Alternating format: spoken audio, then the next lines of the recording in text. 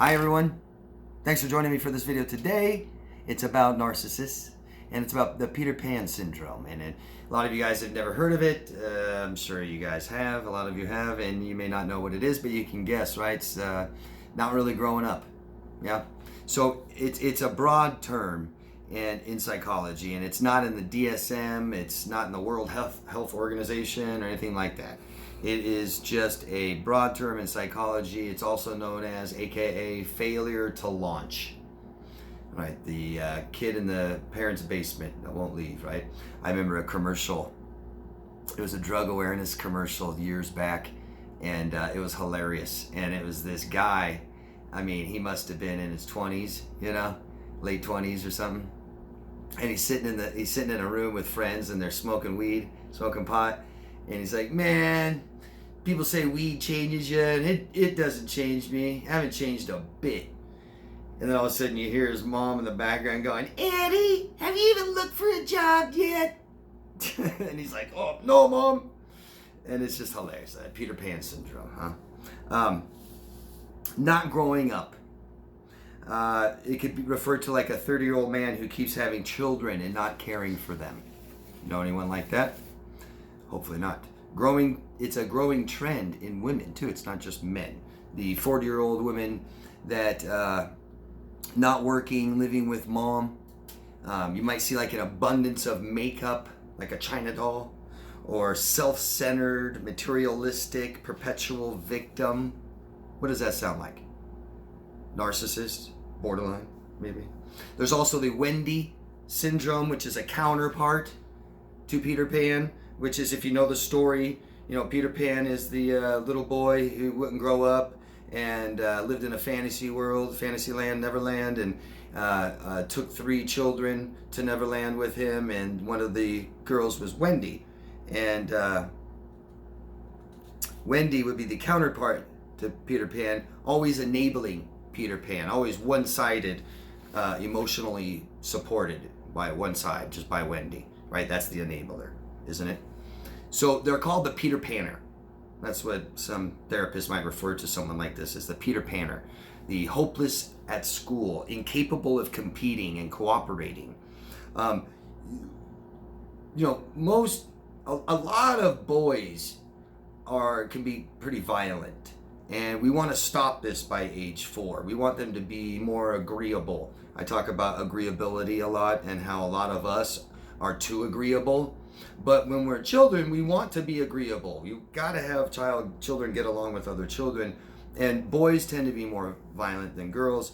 And boys that we don't stop this type of violent behavior by 4, it's a real problem. If you don't stop it by 7 or 8, I don't think you do. And you're going to have the very emotional, temper tantrum, violent man who yells and screams and bangs stuff and throws stuff and threatens you. And that would be Peter Panner. So the envying normal, successful boys. So not doing very well at school, not being a part of being socially accepted amongst the peers, not competing very well, just say screw it, I don't want to try, not cooperating, not being agreeable, can't really, is still a little violent, defiant, becomes an envying normal, successful boys. So narcissistic. That is a narcissist.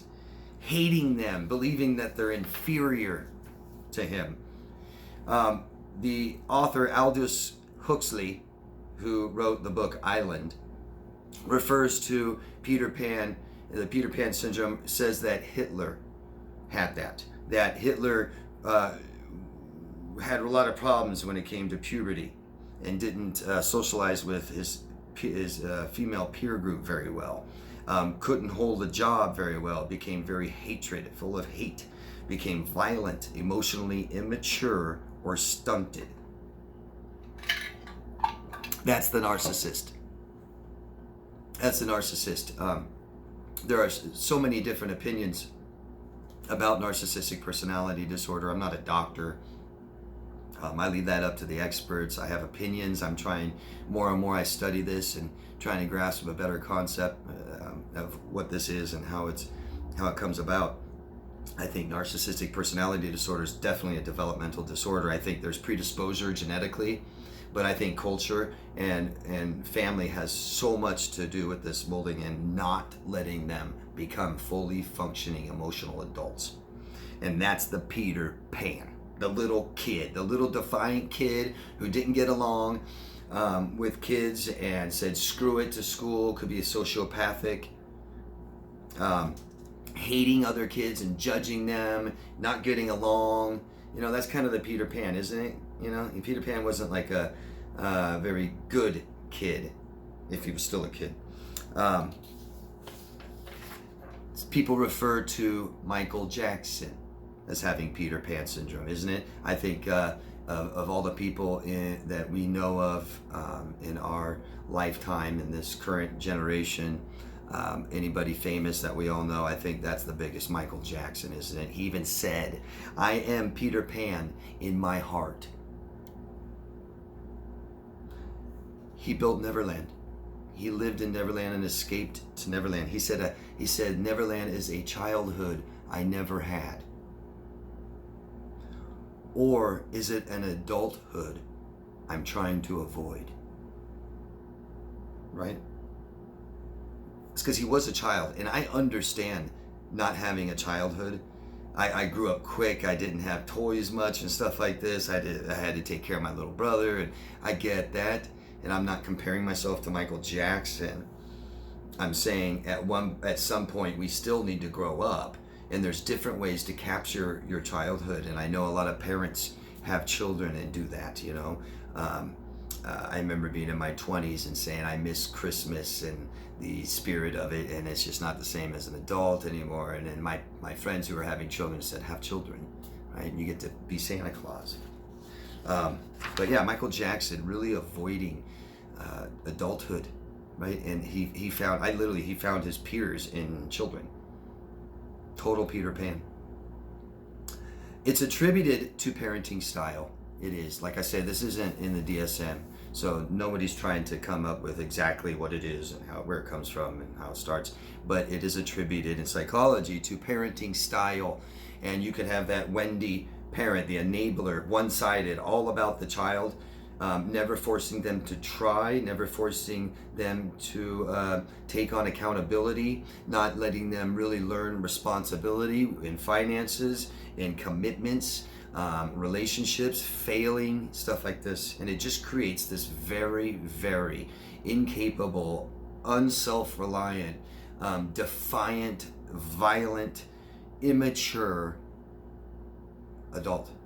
And that's your narcissist. We hear of things like arrested development, things like this, where trauma can keep a child from developing. And I think, you know, a lot of narcissists have trauma in their childhood, but it really is parenting that does not allow them to grow up, that keeps them that child. What do you guys think of this video? Let me know. What do you guys think about Peter Pan syndrome?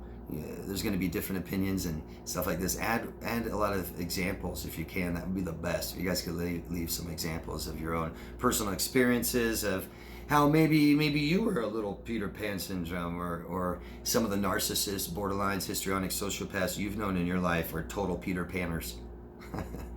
Thanks, guys. Love yourself first. I'll see you guys soon. Bye.